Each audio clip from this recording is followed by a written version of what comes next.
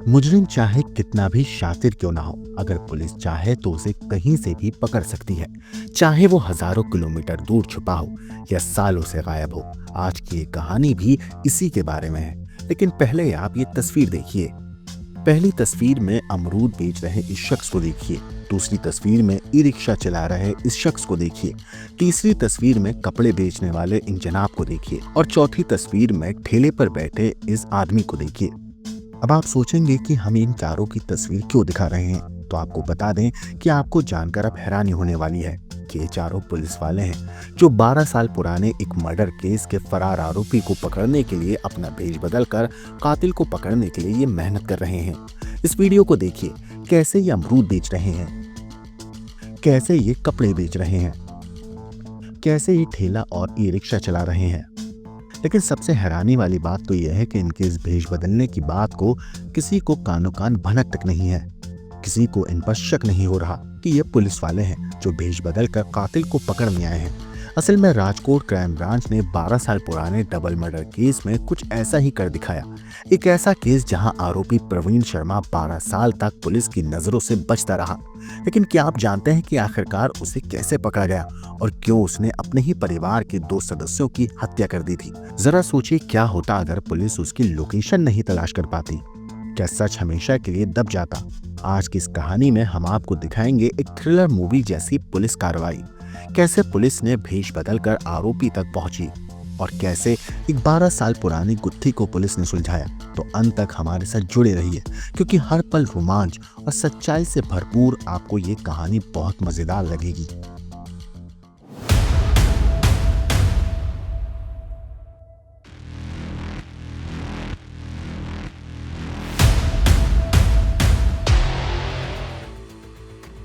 ये मामला है साल 2012 का। राजकोट के नडोगा नगर इलाके में एक किराए के मकान में हुए डबल मर्डर ने पूरे शहर को हिला दिया था। 27 साल के एक भाई ने इस हत्या को अंजाम दिया, जिसका नाम था दीपक। दीपक पकड़ा गया, लेकिन प्रवीण फरार हो गया और तब से लेकर 12 साल तक वो पुलिस की गिरफ्त से दूर रहा। लेकिन आखिर उसने ऐसा क्यों किया? क्या उसके पास कोई और रास्ता नहीं था? वैसे कुछ महीने पहले राजकोट पुलिस कमिश्नर ब्रजेश झा ने आदेश दिया कि पुराने अनसुलझे मामलों को फिर से खोला जाए। इसी दौरान इस केस की फाइल दोबारा खोली गई। पुलिस ने पुराने किराए के मकान की पड़ताल की, मकान मालिक और परिवार के लोगों से पूछताछ हुई। यहीं से पुलिस के हाथ लगा एक छोटा मगर अहम सुराग, प्रवीण के बेटे का फोन नंबर। जब पुलिस ने कॉल डिटेल खंगाली तो उन्हें एक संदिग्ध नंबर मिला। इस नंबर से यूपी के गाजियाबाद के कौशाम्बी इलाके में रोजाना छोटी छोटी राशि पेटीएम पर ट्रांसफर हो रही थी। साथ ही फाइनेंस कंपनी से लिए गए लोन के कागजात से पुलिस को प्रवीण की हाल की तस्वीरें मिली और तब खुलासा हुआ कि प्रवीण कौशाम्बी में एक चाय की टपरी चला रहा था। लेकिन उसे पकड़ना इतना आसान नहीं था। पुलिस को डर था कि कहीं प्रवीण फरार ना हो जाए। इसलिए राजकोट क्राइम ब्रांच ने फैसला किया कि पहले भेष बदल कर रेकी की जाएगी, ताकि पता लगाया जा सके कि प्रवीण किस वक्त टपरी खोलता है, किस वक्त टपरी पर आता है, कब टपरी बंद करता है, कितनी देर टपरी पर रहता है। मतलब उसकी पूरी हालचाल, उसका पूरा आने का तरीका जाने की बात सब कुछ पुलिस पता करनी चाहती थी। इसीलिए एएसआई जयदीप सिंह वाघेला रिक्शा चालक बने। हेड कांस्टेबल कृष्ण देव सिंह झाला साइकिल रिक्शा चलाते नजर आए। कांस्टेबल मोहिला राज गोहिल ने फल बेचने वाले का रूप लिया और कांस्टेबल हरसुख सबाइट ने ऊनी कपड़े बेचने वाले का भेष धारण किया। 2 दिनों की मेहनत की। पहले इन लोगों ने अच्छे से रेकी करी, सारी बातें पता करी। इसके 2 दिन के बाद जब इनकी पूरी मेहनत रंग लाई तो पुलिस ने प्रवीण की लोकेशन पक्की की और उसे आखिरकार दबोच लिया। 12 साल के बाद आखिरकार सच सामने आया। लेकिन क्या आप जानते हैं कि प्रवीण ने यह हत्या क्यों की थी? तो पुलिस की पूछताछ में प्रवीण ने जो बताया उसने सभी को चौंका दिया। दरअसल प्रवीण ने अपनी पत्नी मधु के कई लोगों के साथ नाजायज संबंध होने की बात कही और इसमें उसकी चाची सास रंजन भी उसका साथ दे रही थी। इसी वजह से प्रवीण ने कई बार उसे समझाने की कोशिश भी की, लेकिन बात नहीं बनी। तब आखिरकार उसने अपने भाई के साथ मिलकर दोनों का कत्ल कर दिया। सोचिए, क्या ये गुस्सा और अपमान की प्रतिक्रिया थी या कुछ और? क्या कोई और रास्ता हो सकता था? ये कहानी सिर्फ एक हत्या की नहीं है, ये बताती है कि इंसानी भावनाएं कितनी खतरनाक हो सकती हैं।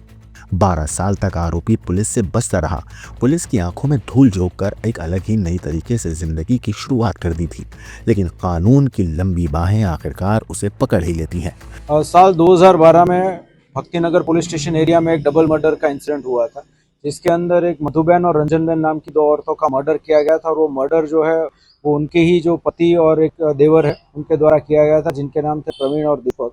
हत्या करने के बाद प्रवीण जो है वो फरार था, उस टाइम पे पकड़ा नहीं गया था।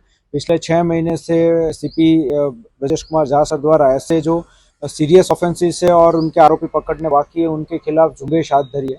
उसमें हमारे जो क्राइम ब्रांच की टीम ने 302, 307 के जो अक्यूज्ड है उनके ऊपर स्पेशल फोकस किया था, और उसमें हमको इन्फॉर्मेशन मिली कि ये प्रवीण उर्फ पवन जो है वो गाजियाबाद में होने की संभावना है। उसके लिए हमने वेरियस टेक्निकल सोर्सेज से इन्फॉर्मेशन कलेक्ट की थी, और वो उस इन्फॉर्मेशन का एनालिसिस करने के बाद वहाँ पे रेकी करने के लिए 4 लोगों को भेजा गया था।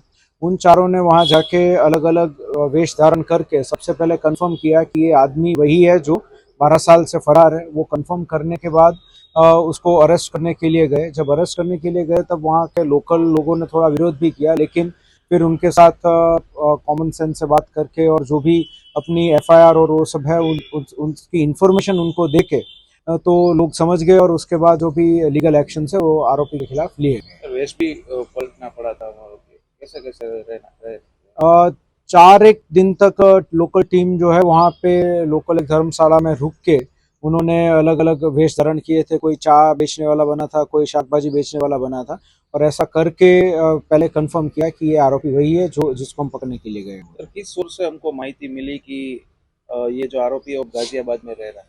सबसे पहले तो जो सारे केस पेपर्स है उनका प्रॉपर स्टडी करने के बाद जो मोबाइल नंबर्स और उन सब की जो डिटेल्स हमको मिली, फिर उसका एनालिसिस बहुत टाइम से शुरू था, तकरीबन 2 महीने से उसका एनालिसिस शुरू था, और वो एनालिसिस अलग अलग हम करते गए। वैसे हमको एक जीरोइंग होता गया कि ये पॉसिबल नंबर है आरोपी का, लेकिन कंफर्म नहीं हो रहा था, इसी वजह से वहाँ पे रेकी करने के लिए टीम को भेजना।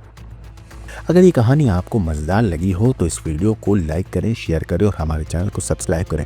और हाँ, नीचे कमेंट करके बताएं कि आप मानते हैं कि प्रवीण का गुस्सा जायज़ था या उसने गलत कदम उठाया। और पुलिस की इस तरह तफ्तीश करके इस आरोपी को पकड़ने की कहानी के ऊपर आपकी जो भी राय है हमें कमेंट करके ज़रूर बताइए।